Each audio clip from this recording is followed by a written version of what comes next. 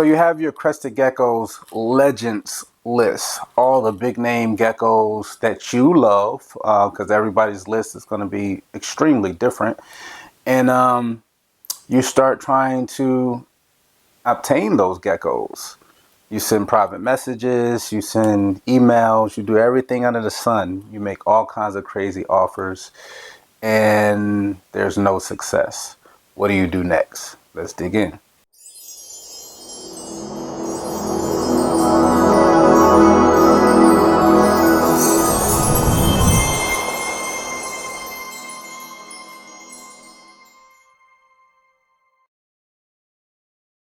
Hey guys, what's going on? Will here, Flawless Crested Geckos, coming to you guys with another one this week, and this is going to be one for the Diamond series, but it's also going to give you a little bit of perspective on our point of view of what we were chasing, what we still currently chase. We strive to constantly improve our collection. Excuse me. This specific female we're going to talk about in this Diamond series this week, it's a gift and a curse because we kind of messed up along the way. One of our legendary geckos, you know, we have our list of geckos. One of them is Kane. We love Kane, and Kane resides up at Crestopia. Samantha owns Kane now, and I mean, we're huge fans. That's pretty much like my personal number one gecko in the world right now. But for a long time, our number two gecko in the world was Xiphos. Xiphos, I believe, is owned by Drakenor Geckos. He was produced by Brian at Altitude Exotics, and he is absolutely insane. I'll do the research and pull up some pictures for you guys. And that male, we chased that male for a while, to the point of being able, you know, we tried to make the private deals and make some offers, you know, that people couldn't refuse, that they still refuse because they have a right to. Some things are truly not for sale. We understand that, which actually it excites us even more because we have some geckos that's just not for sale. Short little story, since I always get off on my tangents. We have Cringe. Cringe is an empty back, phenomenal empty back from Altitude Exotics that we bought when she was really young. We really had to pry his grip off of her around 15 grams. She was a whole back for Brian, and we paid a pretty penny for her, and I'm very happy that we did. Since then, she will most likely forever reside here.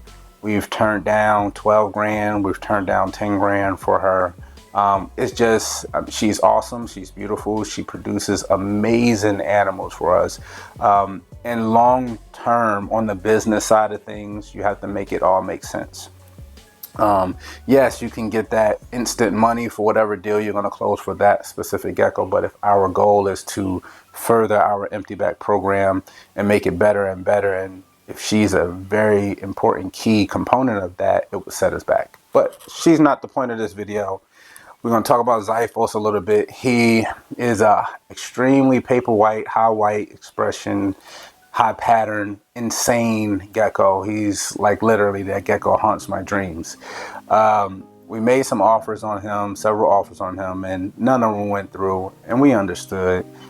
We also left it out there like, you know, waited for offspring, and thankfully enough, the breeder who owned him actually hit us up when he had offspring available years ago, and we bought two babies from him. And this is the part where we messed up, guys. We again, this was years ago, because her name is Glitch. That's who we're showing off this week. That's who we put in the spotlight on. But she had a brother that we had for a while, and that was another gecko that developed super late. We bought him as babies, and we ended up letting him go around the 20 gram mark. He had dropped his hemipene bulge. He wasn't super impressive, but he had awesome lineage.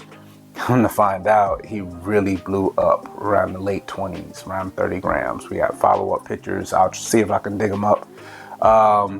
But he was absolutely amazing. So that, again, another proof of concept for us that we needed to hold on to that, especially being that it was a male, and 9 times out of 10 he probably is going to outproduce himself as well. But Glitch, we came to that name because you know how the old boob tube TVs where you just turn the dial and you see like the whole white noise. We probably should have named her White Noise, but you get that glitch effect when you look at her. She's white spot, high white. Her pattern is sporadic and staticky at best, but we really love her structure. So let's show her off. Hey guys, Flawless Crested Geckos here, Will, Audra, and we're here to tell you about our Patreon. Yes, going through tough times, you got to know that Flawless is always going to have your back. If you go over to patreon.com/flawlesscrestedgeckos, you'll see all the perks and benefits it is there for you to come and support us on our Patreon. $50 a month turns around and goes right back into your Flawless Crested Geckos savings account for you to use towards your next purchase. Any purchase. We also give awesome benefits such as 5% off the top of the price of the gecko. We give free merchandise, t-shirts, we have stainless steel tables, tools, yes. All kinds of goodies. We also give free shipping to our members all year round, no blackout dates. And, you know, we give awesome tips, or we think we do anyway. That's right. So go over to patreon.com/flawlesscrestedgeckos and join our family. Yes. So this is Glitch. She almost has a cloud effect in there. She has her side walls, her pattern. She has a very milk appearance to her. Got a little rolls. She's a proven breeder for us. Awesome little head. Big head. Love her crest structure. See if she'll let me show off her other side.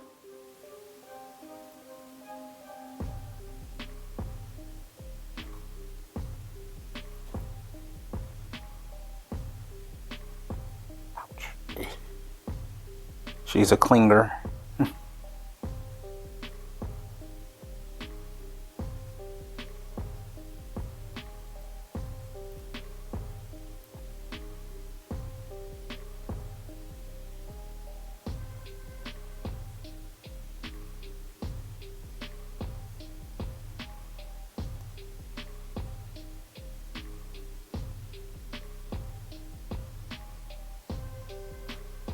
So along with her sidewall, you can see she has a very muted base tone. It's not dark, it's not super light.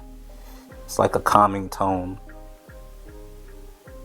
But her production for us has been along the lines of her dad, which has been really cool, which only makes us wonder what we could have created if we held on to her brother. Again, so we try to learn from our own mistakes, as well as we would love for you guys to learn from our mistakes. Why should we all make the same mistakes?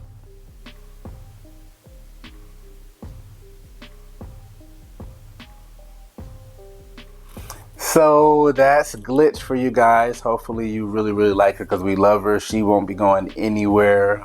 We have quite a few holdbacks from her. We actually, I believe we have some breeders now from her as well. She's really been a staple in our white spot, white out type of project. And I don't know, the high whites that's coming from her are quite different. We're tracking everything that we're producing so we can see if anything is, you know, a line or something that's, you know, polymorphic between certain geckos, what they're producing. We're watching things to see if things are genetic. We're watching every little thing that we produce to see if we can single out specific traits that we like, see if we can single out specific traits that we don't like, so we could try to stay away from certain parents. We want to learn something from each breeding season, no matter if it's small or large. Continuing our own education in the industry, in the hobby, will hopefully allow us to move further ahead. We really have a lot of fun doing this. I feel like mad scientists. All we're doing is putting geckos together. If you like videos like this, again, go down that rabbit hole, binge watch the almost 70 episodes of the Diamond series. We're having a blast doing these. Not sure when we're going to stop it, but we still have quite the lineup to show you guys that we haven't gotten to yet. And we're most certain, 100% certain, that it's going to flow through the season and into the off season, where we can show off a little bit more of our actual breeders. We don't really show off the breeders too much in season. Once they start laying eggs, she hasn't started laying her eggs for this season just yet. But hit that subscribe button, hit that notification bell. It's Will, Flawless Crested Geckos, and we love you guys.